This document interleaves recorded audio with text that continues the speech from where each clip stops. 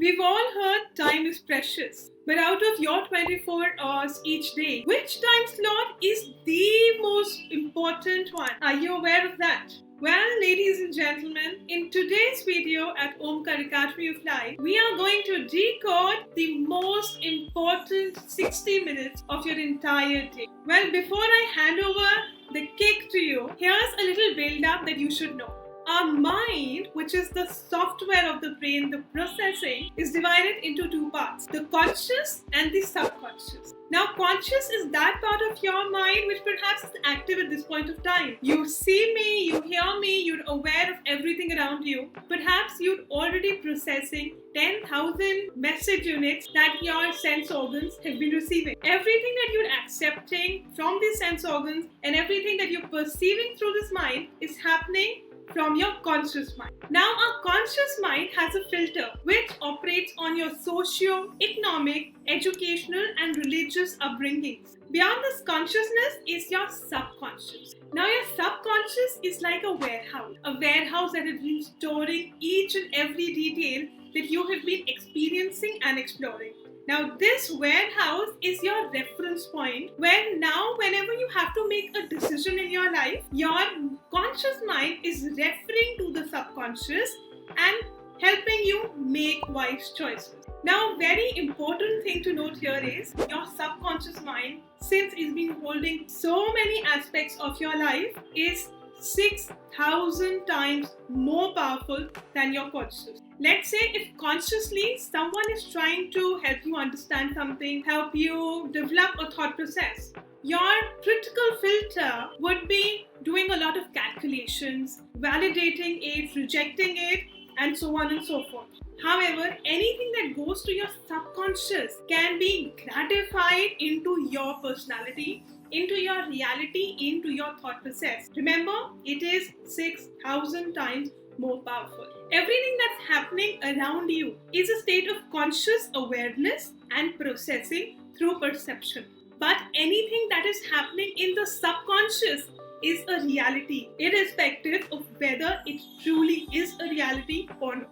Well, this is something that all of us have experienced when we're watching a movie. Very often, a lot of people get extremely emotional watching a movie. You feel the anger, you feel the pain, you feel the joy. Knowing everything happening on the screen is just a role play. However, while you are in a given setup with so many message units that you've been receiving and your critical filter blurring out, your subconsciousness is getting affected. And that is why your rational thinking takes a back step and your emotional self comes forward.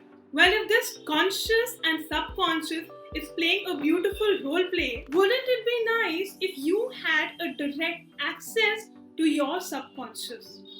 Yes, that is possible, and the most important time of your day therefore becomes the first 30 minutes when you wake up and the last 30 minutes before you go off to sleep. Now, what happens is when you are sleeping, your mind may be resting. Your conscious mind is actually that is resting. Your subconscious mind is still processing.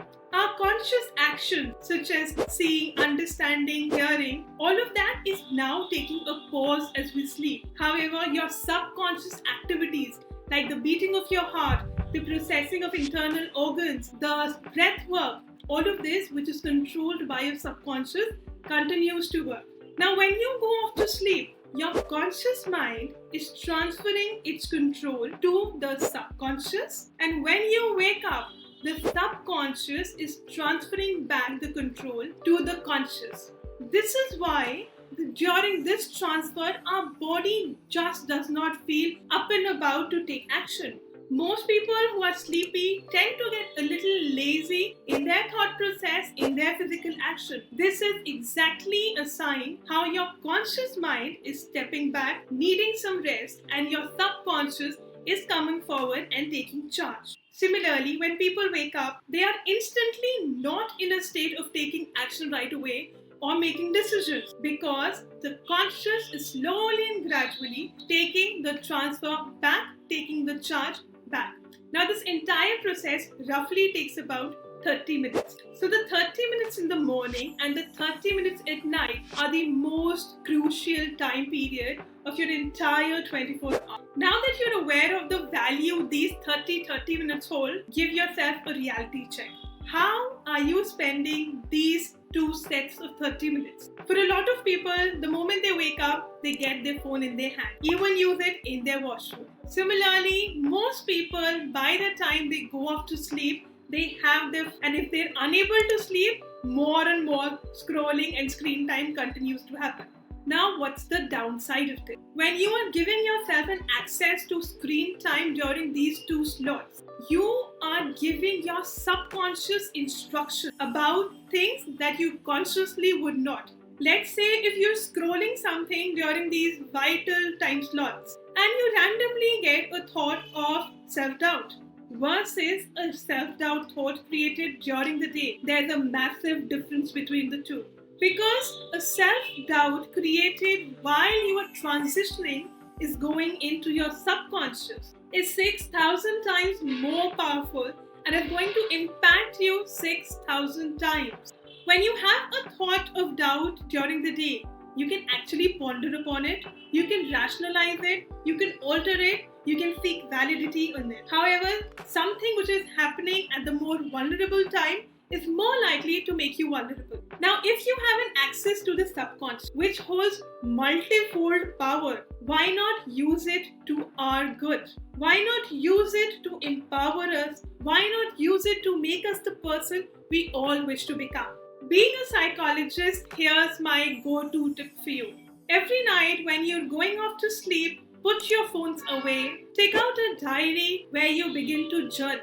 Now imagine if you're writing a gratitude journal. You are sleeping with the thoughts of gratitude, you're acknowledging things that you are thankful for, and you are sleeping with the thought of how beautiful your life is. Now while you're sleeping, your subconscious is accepting how wonderful your life is and is going to empower you with the thought process, with the mindset, with the happiness of how wonderful your life truly is. Now this is eventually going to help you become a more happier person, a more positive person, and someone who's much more optimistic. Similarly, there's something called journaling for future, where you're writing things that you would like to manifest. Now, if you're choosing to do all of this, wouldn't it allow your mind to continue thinking on those terms and allow you more clarity and more awareness of what you really wish to aspire? A very common excuse a lot of people give me for using their phones at night, for using screens at night, is insomnia. Since I was unable to sleep, that is why I gave myself a little screen time. Now understand what happens when you sleep off watching something. Your body is not relaxing into sleep. Your body is surrendering out of tiredness, out of exhaustion.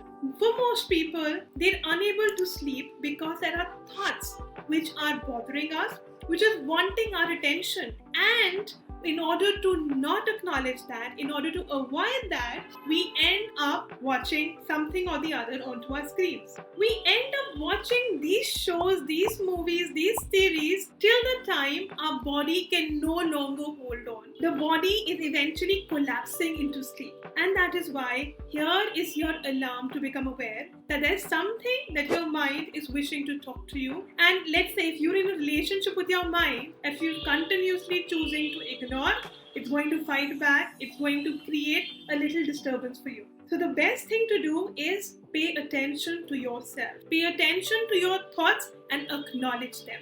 Our mind is like a tiny child who has a lot to say. However, we as grown-ups, as adults, are very busy on our world and refuse to acknowledge these thoughts. And therefore, they constantly keep pushing us, creating in a lot of anxiety. So all you have to do is settle down, acknowledge all the thoughts that your mind is going to project, become aware of the discomfort, understand and recognize the pattern, and then you will slowly and gradually feel empowered enough to face whatever is coming through. Very often, a lot of discomfort happens because facing a problem seems overwhelming. But only when you acknowledge the problem, you are going to find solutions. Remember, as a child, very often we were told that if during an exam you do not know an answer, answer? Read the question again and again, and the answer would come to you. This is exactly what meditation does to us. We become aware of our thoughts, and slowly and gradually becoming aware of them over and over again brings in the solution. And similarly, in the morning, instead of seeing what the world is doing outside, it's time to beautifully connect with yourself. Spending some time with nature, closing your eyes and looking at your thoughts within, which beautifully we call meditation. Meditation, my friends, is not the absence of thoughts. We're not yogis. However, as common individuals, all we have to do is allow our mind to be. You do not have to control it, you do not have to stop it. It's like watching clouds pass. You just become aware of. Another beautiful thing to do during these 30-minute slots are affirmations. Now, affirmations are positive statements in the present of being everything that you wish you were.